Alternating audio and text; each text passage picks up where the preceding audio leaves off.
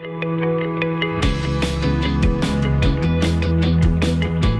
and welcome to Pastor's Perspective, sponsored by Calvary Chapel, Costa Mesa. My name is Brian Perez, and with us today to answer your questions until 4 p.m. Pacific time are Brian and Cheryl Broderson from Calvary Chapel, Costa Mesa. We would love to chat with you, so give us a call, won't you please, at 888-564-6173. 888-564-6173.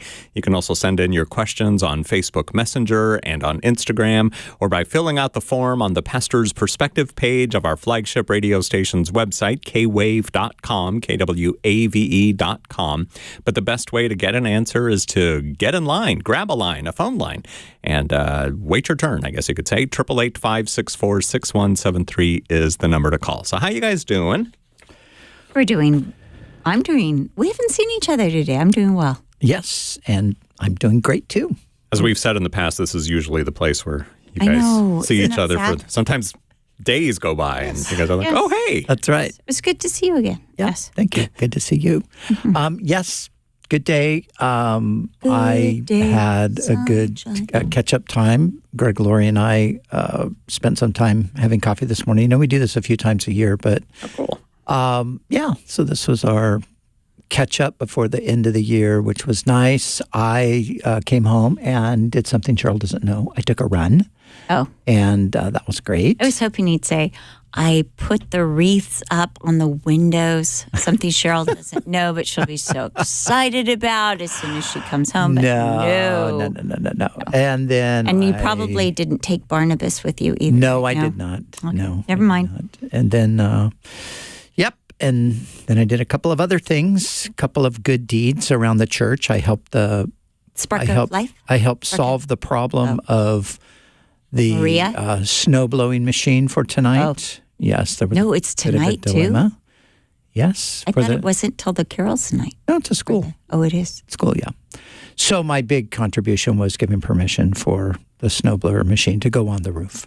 So what I did is I went and picked up some really fun gifts for Spark of Love. Oh, because I've been like, I've got to get my Spark of Love present. So I went and I thought, what do I want? And I chose the ones that I would like. So I got Elsa and Anna, two dolls with tea sets. And then I thought, and if I was a boy, so I got some race sets with Matchbox. I tried to get things that don't need batteries. Because just in case, Good idea. What is Spark of Love, Brian Perez? Spark of Love is a toy drive that we do every year here in Southern California with the Orange County Fire Authority. Yep. We've been doing it for 4 years now. They've been doing it for 31 years altogether. Yeah. And we've partnered with them for the past 4 years. Yeah. And we did a couple of...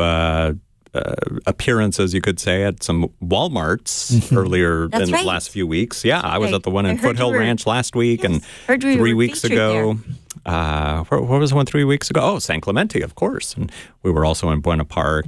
And I put out a challenge to people who weren't sure, well, how many gifts should I get? Should I just get one? So I said, well, if you've got kids, how many kids do you have? That's what I did. You can do 4 kids. Or how many grandkids do you have? Or how many great-grandkids do you have? So, we had one guy show up with 36 toys. No, I'm joking. I'm joking. But in my mind, he did. Yeah. Somebody did. Because we have 6 kids, so I got 6 toys.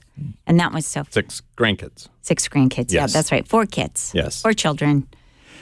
And what a blessing to be able to partner. You know what I saw in the church? Somebody bought a bike. A bike. And it looked really nice. A really nice, shiny blue bike. And thought, yay, that's so generous, so kind. Yeah. But, when we were in Vista, our church used to love to do this too. Mm-hmm. And I know that they're going to be, is it this afternoon that they're coming to pick them up, or this evening? I think, well, it's today. I forget if it's exactly, but we were over at the Honda Center, I think. And, yes. Exciting. All right, 888-564-6173, and it is the season for questions about Christmas and things of that nature. So here's one. What is the significance of the gold, frankincense, and myrrh that were brought to Jesus when he was little? Can we just say, first of all, nobody knows for certain, but they were the spices that you would bring to a king. I mean, they were expensive, so they're expensive gifts. They probably were, what do I want to say? They probably found their origin where they came from, because usually, like when the Queen of the South, the Queen of Sheba, came to see Solomon, she brought all the spices that were native to her country. So probably the resin of myrrh and frankincense were probably something that where they came from in the East was a specialty. And then the gold was probably just something that, they're coming to honor a king. There are those who put a lot of significance in the fact that these were, frankincense and myrrh were embalming spices often. And so they say that, this was foreshadowing his death. Sorry about that. That it was foreshadowing his death, which, definitely could be a factor in that, So, yeah. Brian, anything to add? No. I mean, again, there are those speculations about what it might have been foreshadowing. I think they're fine. They are just speculations, so we don't know for sure. And some have even speculated that it appears from the record that Joseph might have died while Jesus was even not a boy maybe, but a young man, and so some have thought that these would have been Mary's provision, for the rest of her life, and we don't really know. But but they're coming for a king, right? And it's interesting to note too. I mean, exactly. Here's this baby in Bethlehem who's not famous, not known, and they've got these expensive treasures to give to him. Interesting. Frankincense and myrrh were both spices that were used in the holy anointing oil, the oil that no one was allowed to copy. That was the anointing for the tabernacle. So that's of note too. I mean, I know I've been on sites because I went to look it up before, and you can find all sorts of things, but it's pretty speculative. Cool deal. Okay, 888-564-6173. And here's a question that was sent in on Facebook. And this one was sent in for Cheryl. It's from Benny. And Benny writes, I would like to ask Cheryl for her perspective or advice since she's a mom and a wife. I've written to this program before and shared that my wife of 23 years passed away. The tragic thing is that she went home to be with the Lord on my daughter's 21st birthday. Oh, that's hard. Besides praying and giving a time, how am I going to counsel my daughter? She's 25 this year, and she doesn't want to celebrate her birthday. Another question I have is that I've met someone. We're currently going through pre-marriage counseling with a church. My daughter is okay with her, but when it comes to marriage, she's uncomfortable with that. I have planned to get married next August, and many will ask me what's going to happen to my daughter as she has been living with me all this time. And I do worry of the idea of her staying by herself. I plan to perhaps visit with her a few days regularly when I get married. But what's your perspective? Benny wants to know. That's so personal. I think that's one of those Proverbs 3, 5, and 6. Trust in the Lord with all your heart. Lean not to your own understanding. In all your ways acknowledge him, and he'll direct your paths. Benny, I couldn't even begin to tell you what to do or that, except for to maybe make an extra effort just to assure your daughter of how much you love her. I mean, obviously now she's got competition, and that's this girlfriend who your attention is centered on. And so I think that your daughter needs to know she's still important to you, that you will love her. I would probably make a weekly date with your daughter, even though she's living with you, just to say, you know what, for the rest of our lives, every, Thursday afternoon or Wednesday evening or whenever you can, let's go out to dinner. Just make that so that's something that you're going to have for the rest of your lives together. Keep the communication open. But really let her know that you love her. Fathers are so important to daughters. Strategically, I know that I feel like Brian's role in my daughter's life was even more important than my role, because I was the one who was always telling them to dress modestly. And Brian was the one who just got to say, I love you so much. You're so beautiful. In fact, one time, one of my daughters was wearing a totally inappropriate T-shirt. And I was just going on and on and on about it. And she went in and she said to her father, Mom doesn't like this. And he said, yeah, it's terrible. And she's like, oh, okay, thank you. That was it. Like me, it was like, please don't wear that. Ah. And Brian goes in and she's like, okay, thank you, Dad. Like Father has spoken. But I think to reassure your daughter of your love for her, and maybe just talk about the future. Let her know this is inevitable. I need this person in my life. I'm in love. It's going to happen. But how can I make you feel included? How can you know that I always love you? Those kind of things are important. I wonder too, and not exactly on that same aspect of the question, but I think with her birthday, for example. Yeah. If somehow through prayer and maybe conversation, if she could begin to shift and see that her mother's, the Bible says precious in the sight of the Lord is the death of his saints. So for her mother, this was a glorious day of, talk about a birthday. This is, being birthed into the kingdom forever. And of course, in the moment, that's going to be difficult to grasp. But now, a few years on, you start to look and see it from a different perspective. Like, yes, this is a devastating day, but yet it was the day that my mom, entered into the fullness this corruption put on incorruption of what God has. So, maybe Benny, that would just be something to pray about and think about how you might help with that. And then, maybe there's just a good book that she could on heaven. Sometimes we tend to Randy feel Alcorn's book on heaven. Yeah, Greg Laurie wrote one. Mm-hmm. And I think, sometimes we miss out on the reality that because we're so grief-stricken, we forget that the person who's gone is not that. Right. They're not going, right. Oh, darn, I had to die and come to heaven, Mm-hmm. They're in glory. Mm-hmm. So maybe that could point her a little bit in that direction. All right, Benny, thank you for writing in your question on Facebook Messenger. And we're going to do one more from Facebook. This is actually a 2-for-1. Don wrote in and says, Moses had to hide his face from the presence of God. The Bible says that no one alive will see the face of God. Does this mean that when we get to heaven, we will see his face? Because we're no longer alive on earth. We're no longer human. So will we be able to see the face of God? Well, first of all, Moses didn't hide his face from the presence of God. Moses hid his face from the people because of the glory that was shining on his face. He put a veil over his face. Yeah, but then when he was in the presence of the Lord, he was hidden in the cleft of the rock.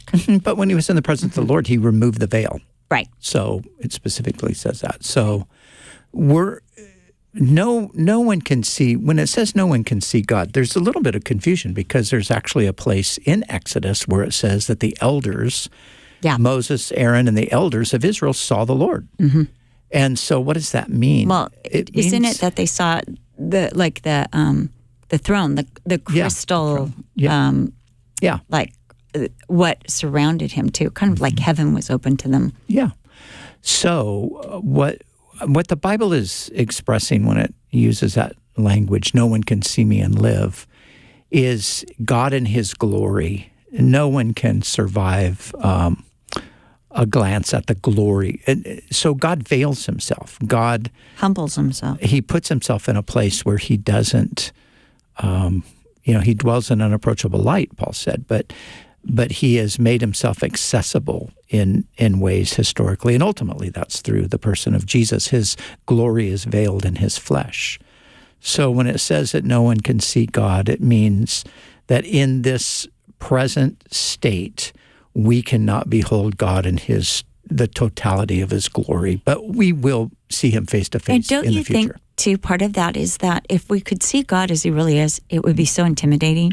I'm thinking about when we saw the Lou Giglio movie when it was talking about Betelgeuse, and it was, this planet that is so humongous, and it was talking about the, our cells, and how they're T-shaped, and these incredible, or the binding is T-shaped that holds them together, and how the cross is here and there, and just the glory of how small we, I don't want to say glory, but the realization of how small we are and how great God is. It was unsettling, to say the least. And I think about how that, when you're, I was just with a little girl, Eve, who's so cute. But in order to get Eve to be willing to come to me, I made myself as small as possible. You're like, hi, and you make yourself small. And, when you see a child, you usually get down and you make yourself small so you're not intimidating, so they're not scared of you. The same thing is if you want to feed a squirrel, or if you want to feed a bunny, or, that's in the wild, you make yourself as small so they're not intimidated, so they're not scared of you. And, God is so great that were we to see him in our glory, we would pass out. I mean, you think about Daniel, who's in the presence of the Lord, and he doesn't see him at first, but he feels the presence and he faints dead away. And how many times we read that in Scripture when people are confronted with God, or even the presence of God, they fall, and they faint. And Daniel said, and I had no strength remaining in me. And so I think what we're talking about, that, yes, in the glorified state, we cannot in these bodies live and see God. It's too glorious. Plus, we're not righteous. He's altogether righteous. So we'd be slain probably even because of, the iota of sin that we might carry. Well, like Isaiah, I am man of unclean. I am a man of unclean lips. Yeah. But there is a time, yes, when we will be, we will be changed. And when we are changed and we get our glorified bodies, then we shall behold him, and we will see him as he is. Yes. Which is we shall see him as he is. Is that 1 John? 1 John. 1 John. Yeah. Okay, and here's Don's other question regarding Romans 1:28, which reads, even as they did not like to retain God in their knowledge, God gave them over to a debased mind to do those things which are not fitting. Don wants to know, can you explain this verse? Is it saying that we know what God wants, but we refuse to listen to him? Yes. Yeah. I mean, the whole passage beginning in verse 18 is talking about the wrath of God that's being poured out upon all ungodliness and unrighteousness of people who hold the truth or actually who suppress the truth in unrighteousness. So suppressing the truth means I know what's true, but I'm going to hold it down so I don't have to be obligated to it. So that's exactly what's happening, yes. Don, thank you for sending in your questions on Facebook Messenger. And now we're going to go to the phones at 88. 1 John 3:2. Beloved, now we are the children of God, and it has not yet been revealed what we shall be, but we know that when he is revealed, we shall be like him, for we shall see him as he is. It's in the Bible. There you go. 1 John 3:2. I'm sure there's others, but that one comes to mind. 888-564-6173 is our number, and let's begin our time on the phones with Liz in Laguna. Welcome to the program, Liz. How can we help you? Hi. I'm so blessed to have caught you guys all at the same time. My goodness. I have a couple of questions for you, but if I could just share something just quick before I ask my question, or is that okay? Yeah. So I wanted to share that when my dad, this was like 10 years ago, and my dad went through an illness, and he was in several hospitals. He was older, and so he ended up at one nursing home, I believe in Huntington Beach, and so I was going through my turmoil because every time they changed hospitals, there was a lot more to deal with. And then I heard a beautiful, beautiful song in the background. And I was like, my goodness, what is that? And it was a hymn. And who do you suppose was on the guitar singing that? Not my son, Char. No, it was your dad. Oh, my dad. I was so blessed. I was just like, oh, my gosh. Like, I never knew that he did that. And that's kind of one of those things that he did, privately. But it was such a blessing, and these people were so happy. So I wanted to share that with you. Great. Well, our son made an album of hymns. Oh, wow. And his name is, Char. But my dad did a song. I know he did a hymn. He didn't do hymns except for how he did. What is it? If we would ink the ocean fill and were the sky of parchment made. Love of God. Yeah, the love of God. He did an album called The Love of God, but that's the only one I know of, except for a couple of Maranatha albums that he sang on. But that's great.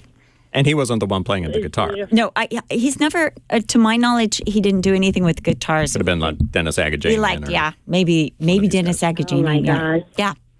That was just the coolest thing ever. So I wanted to share that. But my question was, do you know of any resources for pastor's kids? I'm a pastor's kid, and I've known a lot of pastor's kids, and it seems like even, mainstream music or what have you, there's a lot of people that, end up popping up here and there, and they're like pastor's kids, and you're like thinking, wow, I wonder what happened in that life. Yeah. But that being the case, we all come into our own at our own time. Like I literally came out of the womb and bam, I was like a pastor's kid. And it was a lot for me. I mean, the things you witness when you're a pastor's kid, you always have a ton of people at your house and, a lot of prayers, a lot of worship and things, which I absolutely am so thrilled that I was able to have that kind of life. Mm-hmm. But especially like in those days, there was a lot of confusion, because I wasn't like everybody else. And I didn't have anybody that I could say, oh, you're similar. And my best friend and I, my father was like the lead minister and her dad was the pastor while we were teenagers. And so we literally would sit in the back pew and bring as many entertaining things as we could because, we really didn't really have anything to do with the service. So are you asking then if there are resources to help pastors' kids to stay on the straight and narrow instead of kind of wandering off the path? Yeah, something, that they can relate with. Okay. Can you guys think of anything? I can't think of anything, and I'm obviously a pastor's kid too. In fact, I like to joke that I'm a pastor's kid, I'm a pastor's niece, I'm a pastor's cousin, I'm a pastor's sister, I'm a pastor's mother, and I am the mother-in-law of a pastor. But I can... And you're a pastor's wife. And I'm a pastor's wife. I forgot about that one. But the most obvious one, right? But I've often been approached with people, especially back when I was younger, if I would have a retreat for pastors' kids, because you're right, it is a very unique position, unlike other people, because of the pressure, because of the fishbowl. But personally for me, I felt the Lord speak to me and say, Cheryl, it's either an opportunity or a curse. It's your choice. If you choose to walk with me, it can be an opportunity to be an example to others, because my dad had it's a pretty substantial church. So I was always watched, always on. I got a lot of criticism. I got a lot of people talking behind my back, a lot of gossip about me, a lot of rumors going around. And sometimes I would hear them and go, oh my goodness. But, and then also I saw the dark side of a lot of things because, you do see the dark side of people as well as the best of people. So for me personally, it was, I felt like the Lord said, what do you want? And I said, I want to use it as an opportunity. And I just always chose to walk with the Lord. But I would be with other pastors' kids, and I'd be like, they'd they think that I was like them and that I was into, rebellion or doing secret sins. And I was like, I'm not into any of that stuff. I actually really, really love Jesus and want to walk with Jesus. So for me, it was a little different. The best thing that I ever found as far as kind of broaching the subject, which doesn't broach it at all, but was a book by Jill St. John. And it was about, it's her, Jill St. John tells her story. And it was just really the beginning is that her father was a missionary in South America. And so she and her siblings only got to see her father just a short time every year. And they went to a small church where they were the only children and they were known by everybody. But that their mother made it sound like such a privilege to be able to give their father to the ministry, and the way that she presented to them their lives, and the way she made the Lord so exciting in service for the Lord, such a blessing, and they didn't have much money, really inspired me that to be a pastor's child, even though it has its, fishbowl existence, is really, it's not Jill St. John. She's an actress. It's Patricia St. John. Tells her story. Patricia St. John. Thank you so much. Just saw that you have Jill St. John. I'm like, all I can find is the Jill St. John cookbook, so I don't know who. My bad. Patricia St. John. So she actually lived in like the. I think she was born in like the late 1800s too. So it's a really old book, but it's excellent. In fact, she wrote a lot of books for children too. Patricia St. John, but that was the book that ministered to me the most. I really don't have much that I can give you, except for I think that pastors' kids need a lot of extra love and a lot of extra grace because of all those things. So, I listened to a 2-part podcast, the Stetzer Church Leaders podcast. Oh, did they have something for pastors' kids? Yeah, because Matt Chandler just wrote a book along with Adam Griffin, and the title is Family Discipleship, Leading Your Home Through Time, Moments, and Milestones. And so they were talking about this new book that Matt's just written, and maybe that would be something to consider. I'm sure there's plenty of books out there people have written on that. Yeah, but not so much about, because, that's kind of my specialty, not so much about being a pastor's kid that was relatable. I think there's some, but it's hard because every denomination will be a little different too. Like the Baptist experience was, I think, quite a bit different than, the Calvary experience, which is, a Pentecostal experience. Yeah. Or the Lutheran, the Presbyterian. Lutheran, right. Yeah. I think all of those are, because when I was in public school, I was always seeking out friends, especially with the pastor's kids. And I remember the Lutheran kids, they were doing some bad stuff. I'll just say it.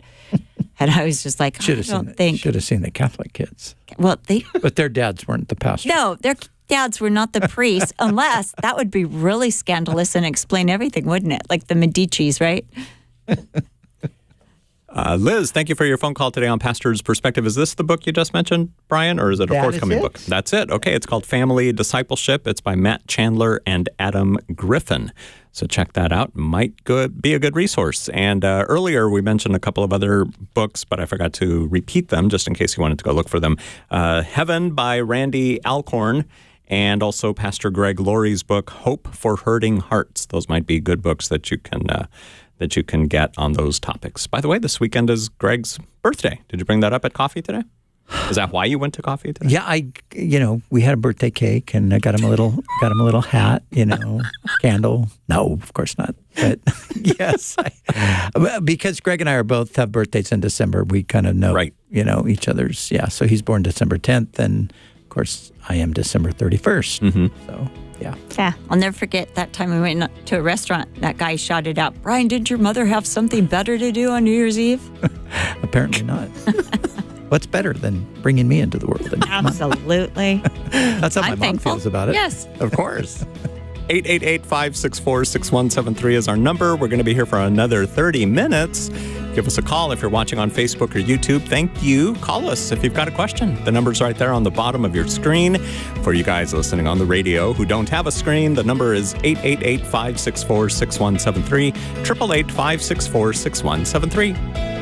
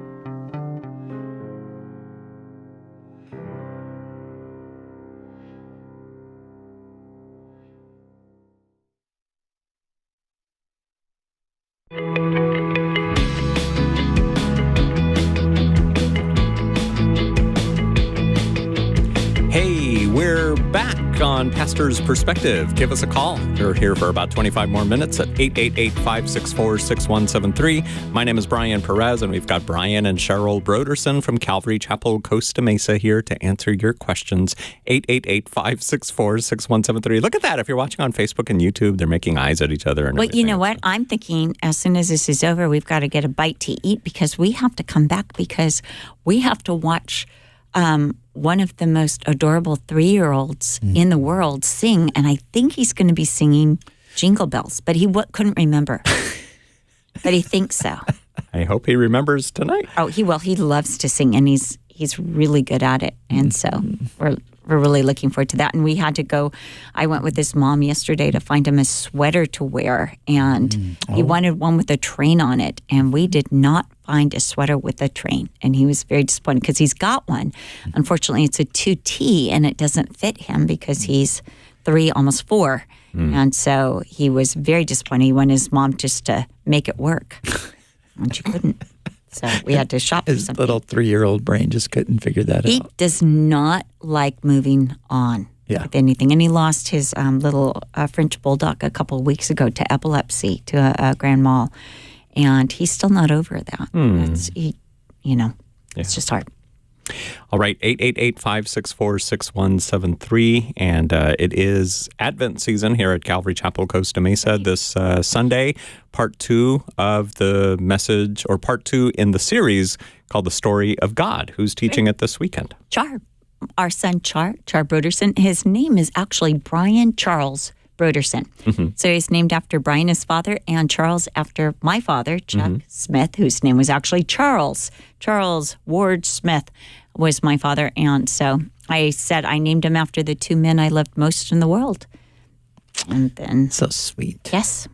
And the title Yes, here we go. The message this Sunday. The story of God is the overarching theme, and the story unravels. So last week we looked at the beginning, we looked at creation, and now we will look at the fall. So Genesis chapter 3. Okay, this Sunday, 8:30 in the morning and 11 in the morning. If you can't be here in person, though we would love to see you here, you can watch live online at live.cccm.com or listen here on the radio. We carry the 11 a.m. service on our flagship station, kwave.com, as well as our sister station, KSDW. To the phones, 888-564-6173. Lorna, listening in California. How can we help you, Lorna? Hi. My question is directed to Cheryl. You sound far away. Are you on speakerphone or Bluetooth or something? Are you hearing me better now? Not much. You just sound very distant. I'm in the car, so maybe that's fine. Oh, it could be, because you're far, far away from us. But I see the question here on the screen. Lorna wants to know if your dad had the same relationship with your siblings that he had with you, and how was your relationship with your mom? Well, first of all, I'm quite a distance away from my other siblings. So my sister was 11 and my brothers were 9 and 7 when I was born. So they were already in school. So when I checked like the, is it Smalley that has that book on the birth order book? It was as if I was an only child. So if Lehman? there's... Is it Lehman? Maybe. Kevin Lehman? Yes. Yeah, Kevin Lehman. So if you have more than 6 years, it's like you're an only child. So they're all in school, and I had my parents to myself. And then by the time that I was, in elementary, they're in, one's graduated, the others are in high school and, about to graduate. So they were all out of the house, and I was the only person living at home by the time I was 11 and 12 years old. So it was different in that respect. I know that my father loved us all equally, but I was hyperactive. So I probably spent a majority of the time, when they had 3, it's a lot of management. When you have 3 really close together, it's a lot of management. But when you have just one child to yourself, you're able to manage that child just a little bit easier. So I think that was part of it. And then I was hyperactive. So my mom would send me off with my dad quite a bit. So I did house calls. In those days, pastors used to do house calls, which you don't do so much anymore. But we would go and we would visit different people in the church. And my dad would always take me to the ones who would always give him a cookie. So we would visit the cookie making people in the church, which I just loved, especially this one lady. She made the best cookies. And she always just had them waiting for my father and I. And my dad also had some rentals that actually belonged to my grandma. And we would go and we would collect the rent from the rentals. I would just do all those things with him that I could, and it would give my mom a little bit of a break from a toddler and a young child. And then I think that's, my relationship with my mom was nurturing, but she was very perfectionistic. My mom was adopted, so she was very, she always felt like she was being judged, and that she always had to do her very, very best. So being a perfectionist with a young, hyperactive daughter was not an easy mix, but I think she did admirably, considering all that she had to put up with. So I remember my parents used to pick me up early on Tuesdays, which was my dad's day off, and they would pick me up early from school, and I would go on long drives with them, and I actually just really enjoyed them. My mom, because she was adopted and because the others were management, she tended to be very, very protective of me. I think I mentioned on this program before, a woman had grabbed me when I was 4 years old at the church and spanked me. And it so upset my mom that she wouldn't let me out of her sight after that. And she was very, very protective. I wasn't allowed to spend the night at anybody's house till I was in junior high. Actually high school, I think it was, before she felt comfortable even letting me spend the night at someone's house. because of her upbringing, because of what had happened to me. So I really appreciate the fact that she watched over me. She prayed for me every day before I would leave for school. She made sure I was prayed over, and I never left the house without her praying over me or saying, "You're a lamb among wolves." Especially, she wanted me to know that it was not safe out there and that I was to behave myself as a good little lamb, which I did. Somehow that really helped me out, going out into the big wide world to be careful. So, yes, I adored my dad. He was my hero. In fact, before I met Brian, I told my dad, "How can I ever get married? I'll never love anyone as much as I love you." And when I fell in love with Brian, he said, "What's going on? You said you'd never love anybody as much as you love me." I said, "Until I met you again in Brian form." And, what can I say, Dad? It's all the qualities that I love in you I find in Brian. Same is true today. So an integrity for God's word, kindness, which my dad was just full of kindness. The one thing that Brian does not do is my dad liked to repair things. Like he put in a garage door for us that opened 3/4 of the way. My mom used to hide things so my dad wouldn't try to fix them because he loved to fix things. Whether he could fix them or not is TBD. See, and I learned from watching him, like, you don't want to do that. So let's just hire somebody. He put in a retaining wall for us that was actually not meant to be curved, but it kept curving. It looked like kind of like it was, bless him. It was so sweet. He had the best heart and the best intention. And he did a few. I mean, he built the playhouse for the kids. That was fantastic. That turned out really That nice. was amazing. Yeah, he had some wins. Yeah, he did. He did have some wins. The garage door he never could get the garage door right. He would come home and come to our house and he would work on it again. But he was amazing. He was an amazing grandfather. My kids all absolutely adored him. My mom and dad would play with the kids, and my mom would be, I can't remember, I think her name was Prunella, and my dad's name was Robard, and they were two kids in school, and they would pretend that Char and Kelsey, our two youngest, were their teachers. Braden, that's right. But with the other two, they would, have the other two come up and spend the night. And in fact, I was at South Coast Plaza the other day, and I was telling Kelsey, my mom actually fell down the escalator outside of Macy's when she was with my two children. They had taken them for a couple days because they would every once in a while. And my mom was at the top of the escalator ready to go down. She was holding 2 balloons and 2 Happy Meals. And Char, because he was happy and hyper, he jutted down. He just jumped on the escalator. And my mom reached to grab him and slipped and went face down the escalator. And Kristen was at the top of the escalator crying because she didn't know what to do because Grandma had just fallen down. And Char was at the bottom of the escalator feeling a lot of guilt. And a security guard came and helped Kristen down the escalator. And they were ready to call emergency services for my mom. And my mom said, "The only thing that's hurt on me is my pride." So my mom actually enjoyed stories like that because she was able to share them at her Joyful Life study. And everybody, of course, loved that study because she said there she was toppling down the escalator with 2 Happy Meals and 2 balloons. So, but they were great grandparents. I loved them as my parents. People will say, "What was it like to be Chuck's daughter?" I don't have a frame of reference to know what it would be like to be somebody else's daughter. I just know he was my dad and my mom.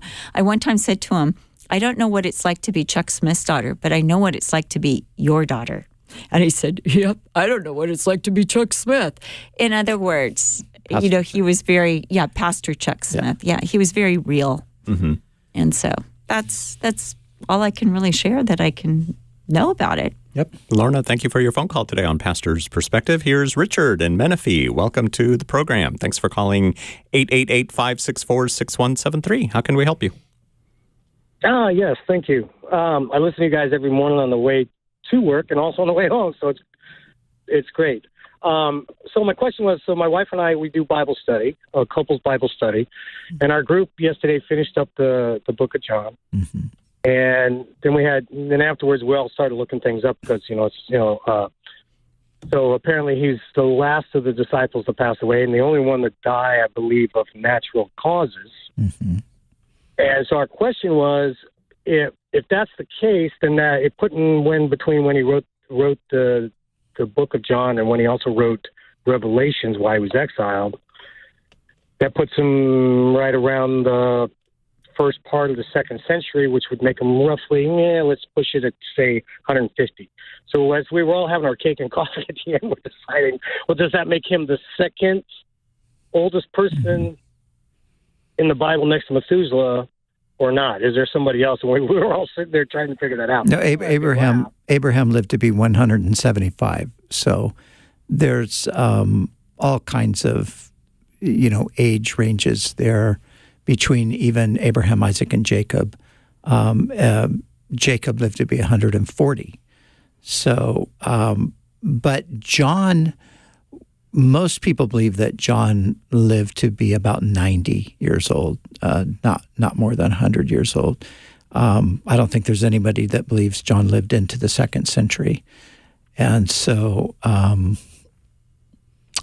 and nobody really knows. There's speculation that this is because the Bible doesn't tell us. So there's no, some people believe the book of Revelation was written around 90 AD.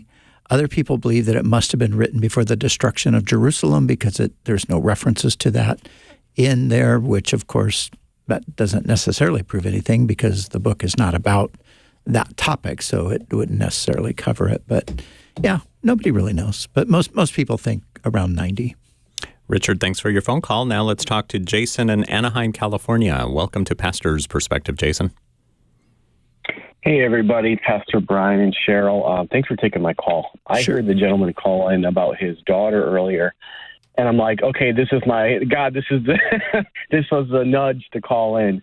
So I've been wanting to call in for a while. So 13-year-old daughter, and I'm just trying to navigate it, honestly. I feel like I'm on a roller coaster, and I'm just holding on.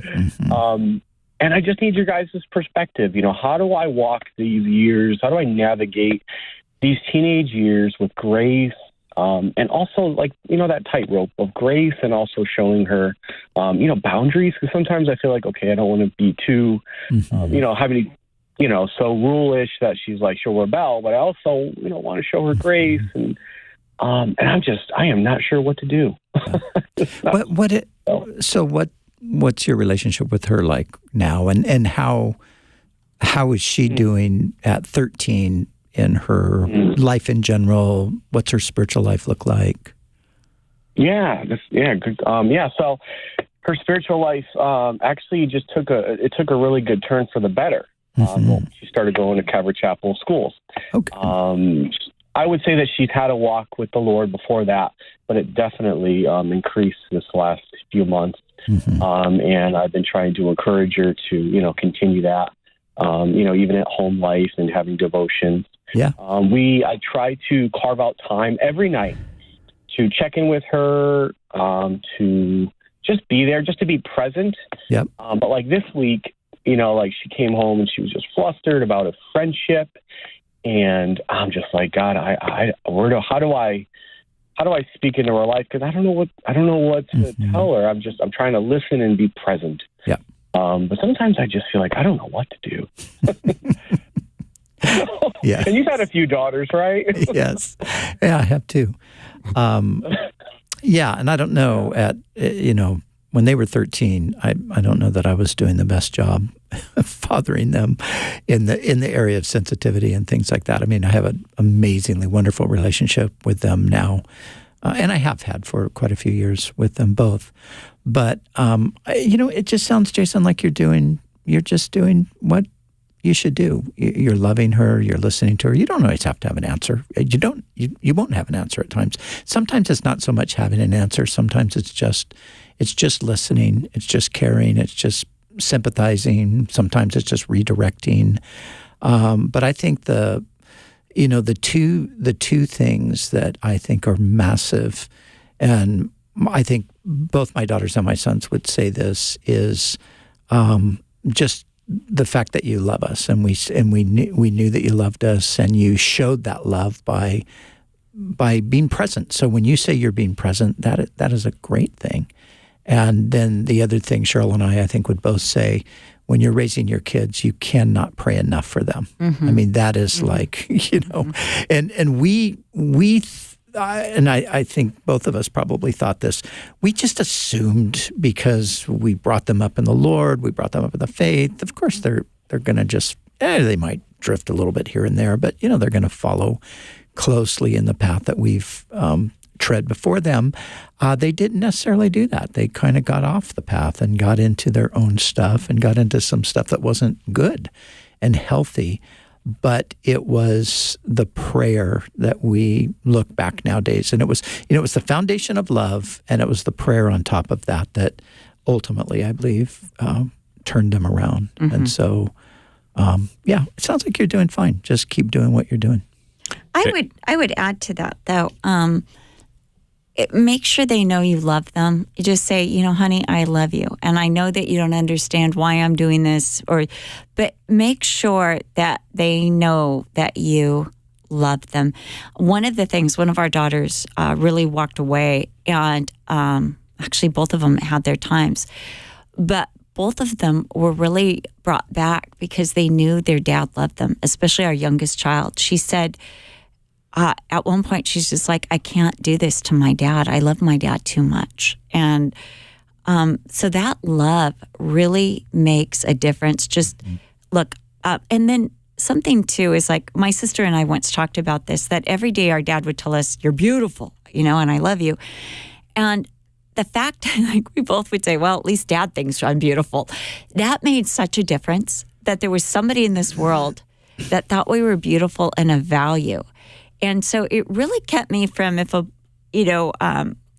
boys have this way of being manipulative out there in the world, of telling a girl she's really pretty, but you're not that pretty. There's other girls that are really pretty too. But knowing that your dad thinks you're absolutely beautiful, you're like, well, I can hold out then, because my dad thinks I'm really beautiful. And for me, if a boy said something like that was kind of manipulative, it was like, well, I can live with my parents for the rest of my life because I've got it pretty good. And so I think that just your daughter knowing that you love them. And then also, if you could take her out to breakfast once a month, or, take her out, that means so much to a girl to go out with her dad. Both my daughters remember going to, and they were like father-daughter luncheons, and they weren't that great. One was at Knott's Berry Farm, but that was a highlight of for them, just to go out alone with their dad. Yeah, and now when we look at the pictures, they're like, oh gosh, can you believe we did that? Yeah, but it's special. So, making memories, taking pictures. Yeah, and I would just add one last thing, Jason, just, and you kind of touched on it, and I think this is right and good. Don't, be really careful with the rules, because, obviously we do have rules and we do have boundaries, but sometimes we can be excessive. One of the things that I think about, and sometimes my kids and I will joke about it, is just like some of the rules that I had. Like, why did I even have that rule? I don't know why I had that rule. It was the stupidest rule, but back then it meant, And I look back and I think, I wish I would have been a little more balanced, I think we talked about it on the radio before about when Kristen wanted to wear those Barbie high heels, open toes in the snow. In the snow, yeah. And sometimes consequential discipline is the best. Yeah. Live with that and see how you like it. Yeah. And I didn't take, no, I was going to fight her to yeah. Well, it's because you guys are so much alike too. And now I look back and think, I should have just let your toes freeze. Who cares? They were your toes, not mine. So live and learn. Yeah, and I think with the, just being with your spiritual life too, just being authentic and being able to just talk about the Lord and talk about what He means to you and what He's speaking to you and things like that in an unforced kind of a way, where it's not like you're preachy. You're just, this is who we are. Mm-hmm. Jason, thanks for your phone call today on Pastor's Perspective. 888-564-6173 is our number. Brian and Cheryl Broderson here answering your questions. And here's one that was sent in online using the form on our flagship radio station's website, kwave.com. Matthew wants to know, he says, I'm interested in getting your thoughts on being like-minded or of one mind, as in Romans 12:16 or Philippians 2:2. There's other verses that speak of being in one accord. There are so many views often on the same passage or topics like eschatology or gifts or Israel or the rapture. I often see lots of division over these differences, sadly. Wondering what your views are on this. Thank you in Christ for this ministry, Matt in Arizona. What do you tell Matt, Brian? Well, I think, sorry. That's okay. Well, I think that... What do you tell Matt, Cheryl? Well, what I would tell Matt is, I agree. I mean, I think that we have to agree to disagree. I had a professor that said there are things that you differ on, but very few things that you should divide over unless it's doctrinal. And then there are things that we die for. Major doctrinal stuff. Yeah.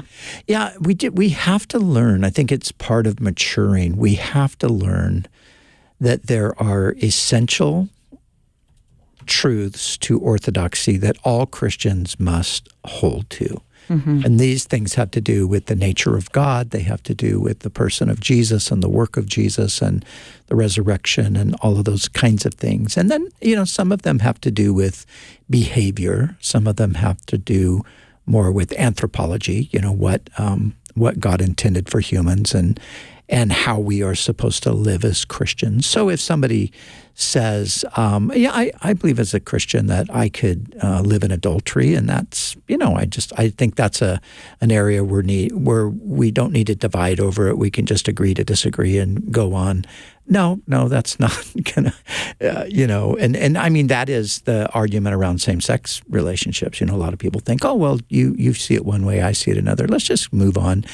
No, there's certain things you just can't move on from. Mm-hmm. So, but other than that, Paul says to the Ephesians, when he's talking about the fact that there is one Lord, one faith, one baptism, one Spirit, and so forth, he says, endeavor to maintain the unity of the Spirit and the bond of peace. So we have to work at doing it. Naturally we're going to splinter. Naturally we're going to fragment. Naturally we're going to say, oh, they don't believe this, and therefore I'm going to ditch them and avoid them and tell people to stay away from them. Mm-hmm.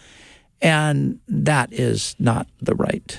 And then they throw out the H word, heretic. Heretic. Yeah. Yeah. So we have to be very careful with there are some heretics out there, but we want to make sure that we're just not throwing that word around loosely. So, yeah. Matt, thank you for writing in to us from Arizona. And thanks for listening today, all of you, all over the place, to Pastor's Perspective. We are done for this week. We'll be back live on Tuesday, so call us then with your questions. If we didn't get to your call today, call us first thing on Tuesday. We open up the lines about 7 minutes before 3 p.m. Pacific time. For Brian and Cheryl Broderson, I'm Brian Perez, and we invite you to Calvary Chapel, Costa Mesa this Sunday for services at 8:30 a.m. and 11 a.m. or watch live online at live.cccm.com. Pastor's Perspective was sponsored by Calvary Chapel, Costa Mesa.